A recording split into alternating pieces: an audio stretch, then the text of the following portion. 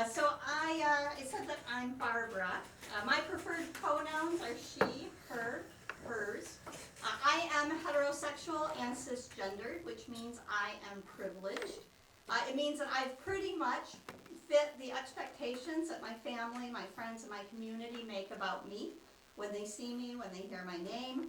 I mention my pronouns because I'm told it's appreciated by those whose pronouns do not fit expectations.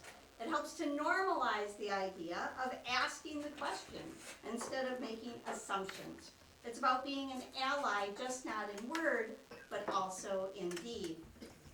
I never had to come out to anybody about my sexuality or my gender, not even at high school. Now at that time I was really involved in theater, and there was always a lot of joking going around, a lot of words that frankly today I find incredibly offensive. But at the time I was part of that joking, and so were some of my closest friends who after graduation ended up coming out as gay. And I hope that as they were joking, they were actually experiencing some lightness in that, and that it wasn't always a source of terrible pain. A decade later, I was getting more involved with my church. And when they started studying the issue of sexuality, I opted on the side of grace. I figured that I wasn't sure, but if homosexuality was a sin, it certainly was no greater sin than greed or any of the other sins that are detailed that we all commit on regular basis in just the course of life and living. We had no right, I believe, to stand in judgment. More conversation, more reading, more study, new relationships, and it became clear to me that homosexuality was not a sin at all, that it was just a part of one's identity. That frame of reference led me to making sure that when I did lead a ministry, which started around the year 2000, that it was very intentionally inclusive. It was one of the first reconciling and affirming churches in my denomination at that time. And I started performing same-sex unions. We started having annual LGBT events that included watching a movie, bringing the producer in and having a panel. We watched Laramie Inside Out and Call Me Malcolm and Camp Out. And we had 300 to 400 people attend those events. We started doing them in coordination with the Pride events that were going on in the community. The funnest conference I ever attended in my life was the Pride Conference in Detroit. I was one of only 2 straight women at the whole conference, and I can't believe anyone could have been made to feel more welcome and supported in that setting. It was truly, truly a wonderful, comfortable, joyous experience. It was also at that time that Marty became a friend of mine, not this Marty, wherever Marty is, but another Marty became my friend. She was in the process of transitioning, and she told me that it saved her life to find a community of support during what was really a horrible time for her otherwise, losing a spouse, losing a job. I still feel so honored that I was able to be along with her on her journey. I was even given the great honor of being able to lead a renaming ceremony when her transition was complete and her body was finally consistent with who she knew herself to be. These people educated me, walked with me, loved me into deeper understanding and deeper empathy. They've been my friends, and I have tried my best to be their ally, but I am still wholly privileged. When the drag breakfast took place at Kirby, anyone go to the drag breakfast last fall at Kirby? Leaf and I went, yeah. I bought tickets for Leaf for his birthday. But that morning I woke up and I was really quite sick.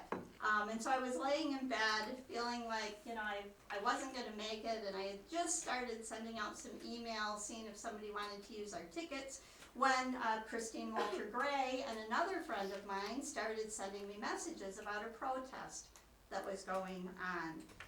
And I decided, well, I absolutely had to get out of bed. I had to go counter-protest. And then I had this moment of pause. Because here I am, this leader of a nonprofit organization, and what if I show up at this counter-protest and the press is there, and someone takes a picture of me and it ends up on the paper, and then what are people going to think, and how is that going to affect my nonprofit? And then I realized that's exactly what I would want people to know about me and my nonprofit. That's exactly what we're about, that we're accepting and inclusive and working hard to dismantle stereotypes and stigma so that everybody is accepted, that we live out the values of diversity and inclusion and equity. So I went down and I held my sign, and I was in a picture in the paper. And now that picture is my Facebook persona profile picture. But I never forget that pause, because I had a choice. I could speak up, or I could be silent. So many of my friends don't have that choice. This is about their life. This is about people's rights. It's about justice and livelihoods and services. It's a matter of life and death. Jared Kramer recently wrote an editorial for the Grand Haven Tribune, and in it he cited statistics. Last year, 24% of the suicides of young people between the ages of 12 and 14 were completed by LGBTQ kids. LGBTQ kids seriously contemplate suicide at 3 times the rate of heterosexual young people. Their youth are almost 5 times more likely to have actually attempted suicide. 40% of transgender adults have reported attempting suicide, 92% of them before they turn 25 years old. LGBTQ youth who come from families that reject their sexuality or their gender identity are 8.4 times more likely to attempt suicide than those youths who have a family who accept and don't reject them. I'm in a nonprofit leadership training group right now. It's called Lead 24/7, and the conversation has turned more than once to this idea of LGBTQ issues and the risk of losing donors, particularly those from faith-based organizations that have deep connections to churches.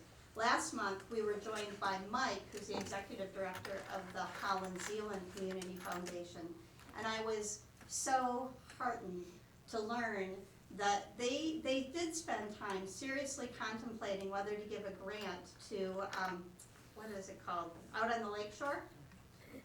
And they knew if they did, they would lose donors. And they made the decision to give that grant. And they lost donors. I think in the long run, they'll gain others. But either way, they made the right choice. And I am proud to be associated with organizations that are starting to make the right choice. I have deep respect for that. Those of us with privilege have a responsibility to use it, to stand up, to speak out, to offer our pronouns, to ask other people what pronouns they prefer, to normalize the conversation and to eliminate the assumptions. We simply don't have the luxury of being silent. So for a reflective